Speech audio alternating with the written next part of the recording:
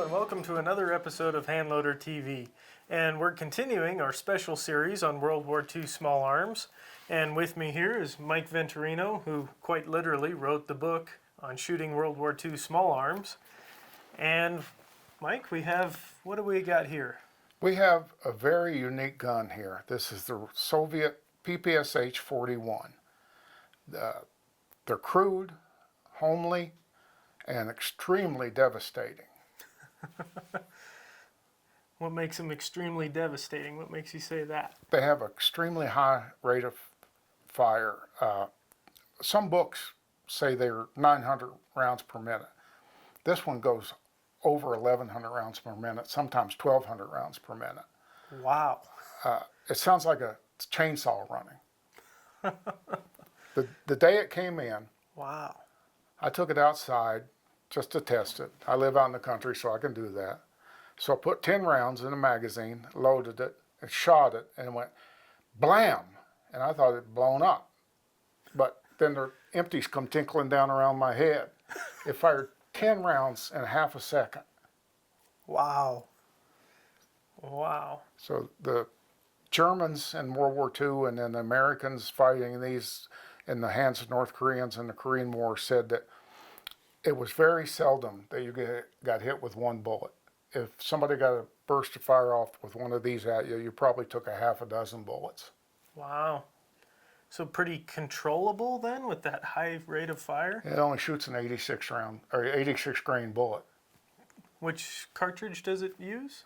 It uses 7.62 by 25 millimeter Tokarev, same as their TT-33 pistol shot. Which makes a lot of sense. Yeah, and it fired that 86 grain bullet at 1,500 feet per second. Wow. Amazingly fast for a submachine gun. So it's very controllable.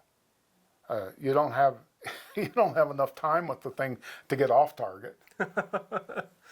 It sends them down there quick, which probably explains the big 71 round magazine. 71 round magazine drum. They're very difficult to load. You have to open them up. You have to cock a spring a certain number of times. Then you have to put each 71 rounds in at a time. I just shoot the 35 round stick magazines when we're just shooting it for fun. It just looks so much picturesque with the drum magazine in it. It does, it does. But these you can load real fast and no problem. So when it comes to caring for this, knowing Russians, and it's probably pretty simple to care for, pretty easy to disassemble. Very simple. You know, Russia made their guns for peasantry. Push that forward, lift the barrel, tilt it up. Okay, now lift out the bolt.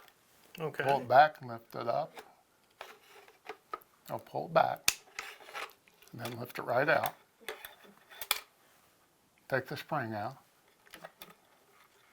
You clean it. Clean the carbon out of it. Clean the barrel. Put it back in. Oops. Grab the bolt. Mm-hmm. Put this in it. Spring in back into the bolt. Yep. Put it in like that.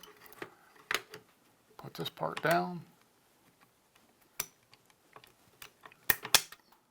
There you go. And bring it back down and snap it in place. Pretty simple, huh? There. First time ever. Yep. They're beautiful. I'd say beautifully effective. They're certainly not beautiful to look at, but they're very effective, especially at the short ranges in the city combat of World War II and the Soviet Union. They scared the Germans to death. And in fact, there's lots of pictures of German troops carrying these. Oh, really? Yeah, they gave up their own guns and started carrying these when they could capture them. Very interesting. Yeah, it shoots semi or full automatic. But again, with that heavy bolt, they're not very accurate in semi-auto fire. Right, right.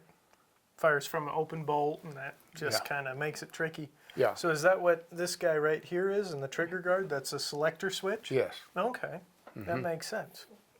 And then the magazine release is down here? Yeah, it's a very simple magazine release.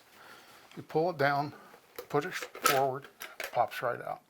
There you go. You put it in the track, put it in, push that up, you're back to work. Huh. See? Very interesting. Yeah. So when it comes to hand loading for it, do you have any recommendations? Perhaps your pet load, if you will? I have one load for it, and that's the 86 grain full metal jacket bullet. Several companies make them. Okay. 6 grains are unique. Ah. And that gives the 1,500 feet per second. That's nominal for the factory. Oh, okay. Yeah. Kind of duplicates that factory Yeah. load then. And you better have a good supply of brass because it throws them all over the place. I believe that. I even have a 7.62 by 25 handgun, one of the Tokarev copies, the TT-33 copies, and even that thing throws them like crazy. So it just kind of seems to want to throw them for whatever reason. It's pretty loud too, isn't it? It is. It's very loud. Yes. Yeah, I'm curious to see how this thing shoots and what it sounds like, especially after your chainsaw description. Yes, it's impressive. It Well, really is. What do you say we take this thing and go hit the range with it? You'll be amazed. Sounds good to me. Well, Mike, we've got a magazine, and you've got... The PPsh41, 7.2 by 25 millimeter. And you're going to be amazed when you shoot this thing. You're going to be amazed at how many rounds go down range. So have fun with it. All right. You can count on that. Thank you very much.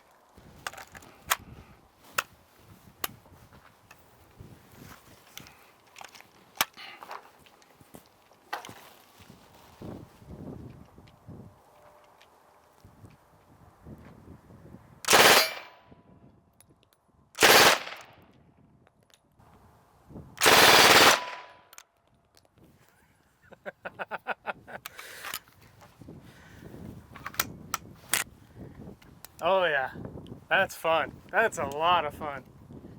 Big difference in rate of fire. Yeah, look at that target. Yeah, if you were to let a burst off on somebody, there's no doubt you'd have to get at least, what, 4 or 5 hits. Easy, yeah. Easy, easy. So as you can see, we're back at the bench here after shooting and all that. We actually spent 7 days up in Montana with Mike and Yvonne Venturino, filming and working on these guns, talking about these guns. Our cameraman, Chris Downs, was up there. The publisher of Wolf Publishing Company, Don Polachek, was up there. And we just had an absolutely fantastic time.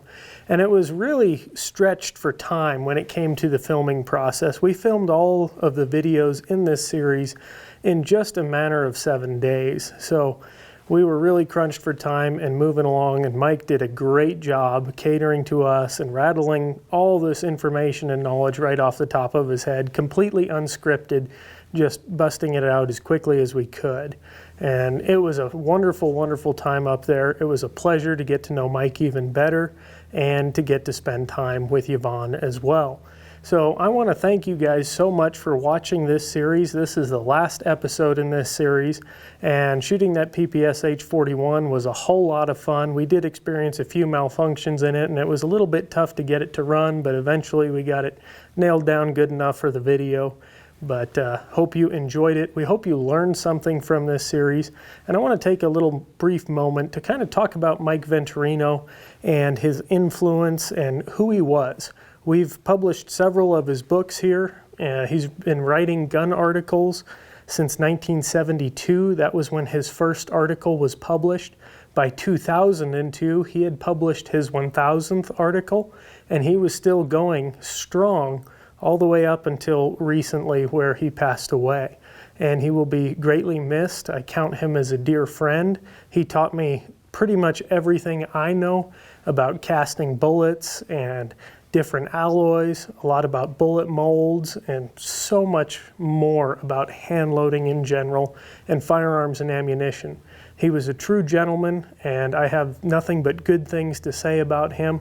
And he was gone too soon. We had a lot more plans in the works to cover lever air guns, 6 guns, and buffalo rifles as well in the future, but we only got to finish out the World War II series with him before he passed away. but he loved what he did. He was passionate about it, and truly a remarkable and amazing individual, and he will be greatly missed. So thank you guys so much for your support of this series. We greatly appreciate each and every one of you who have watched the episodes, interacted with us in the comments section, and we appreciate all the kind words we've received over the years about Mike Venturino. And we're going to continue on with a new series. We'll figure out a subject matter that will pertain to the channel, and we'll carry on and keep producing videos. But for now, this will be the last of the Shooting World War II Small Arms Series. So thank you so much. We appreciate it, and I'll catch you guys in the next episode.